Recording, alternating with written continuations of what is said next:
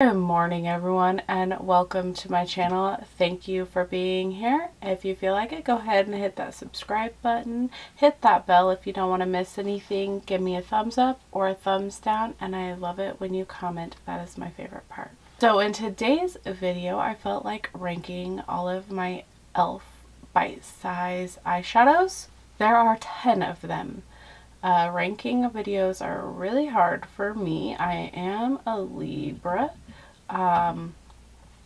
But I felt like I would give it a shot. Anyways, if I don't like your favorite one, I'm sorry. That's okay though. It's just makeup. You can like what I don't like. And if I say things that you don't like, I'm sorry. Like, makeup is, I don't know.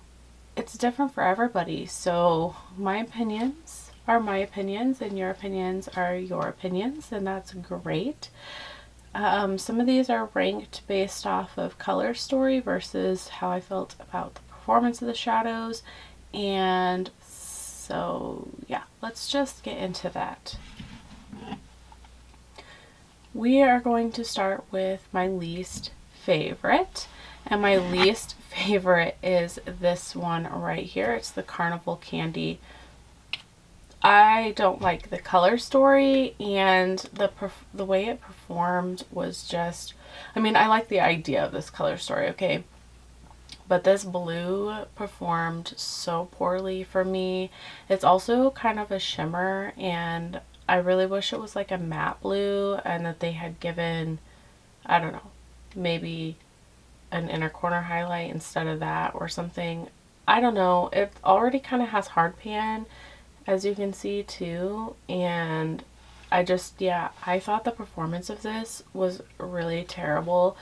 That's just my opinion. The next one is number 9, and that is SIU. I probably said that wrong. This is what it looks like. It was really dusty. What's the other word that people like to use when it's not dusty, but it's, I don't know what the right word is, but I thought it was really dusty, and that it, this didn't really perform very well on my skin tone even, so I don't know. I didn't think it was that great. I like the color story, but I really didn't like how these blues performed. Again, just my opinion. So the next one, what are we on? Number 8 now, is the Cream and Sugar. I know a lot of people love this one.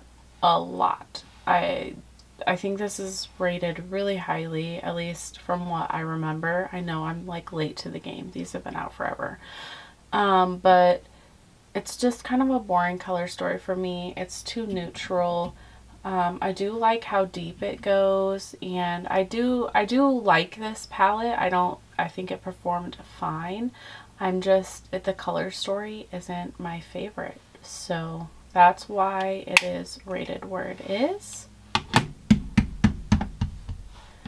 So number 7 is Truffles.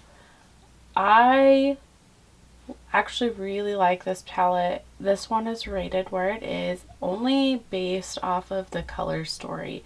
I love how deep this goes, the black and the dark browns with this shimmer. I really do love this color story, but it's not my favorite out of all of the ones that I have.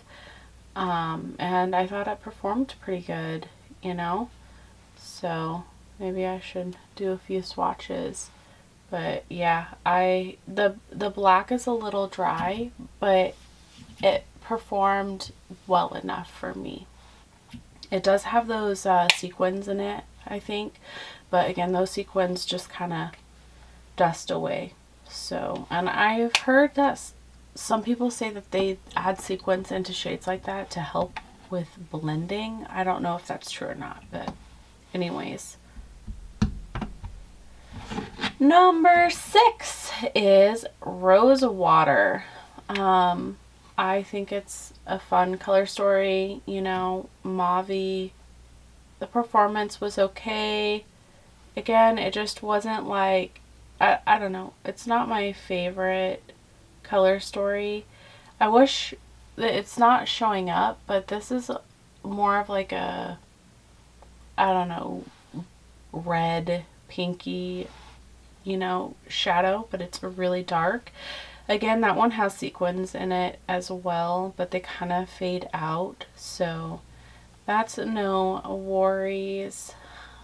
But yeah, I don't know. I think that it's an okay palette.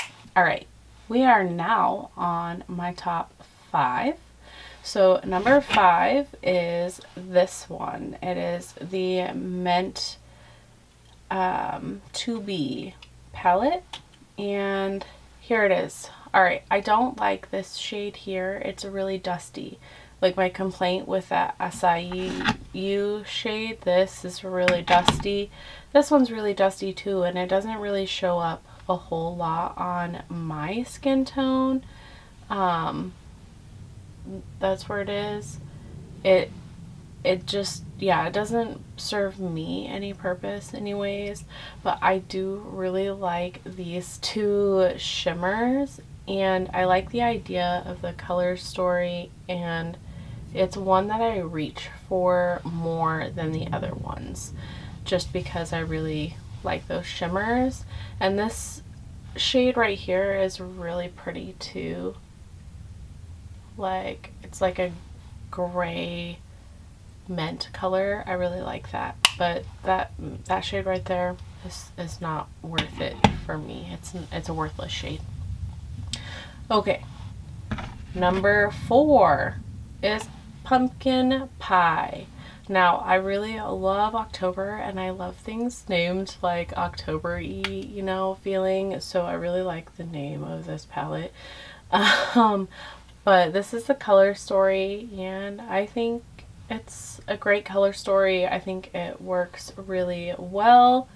I'm just doing those two. I'm kind of running out of space on my hand, but those perform really well, and I love this shimmer, this one. It's so beautiful. It's so autumn and bronzy, and I love it. So I like the color story and the performance. I like all of the shadows in that palette. Number 3 is the Berry Bad. I like this color story more than the rest, and all of these shades perform really well for me.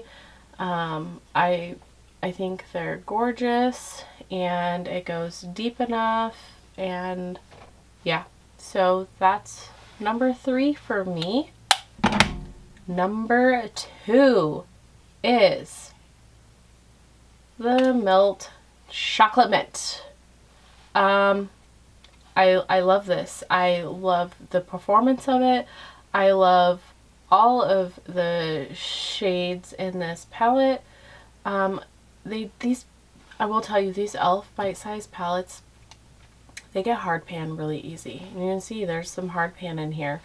I don't like how quick they develop hard pan, but yeah, it was $4.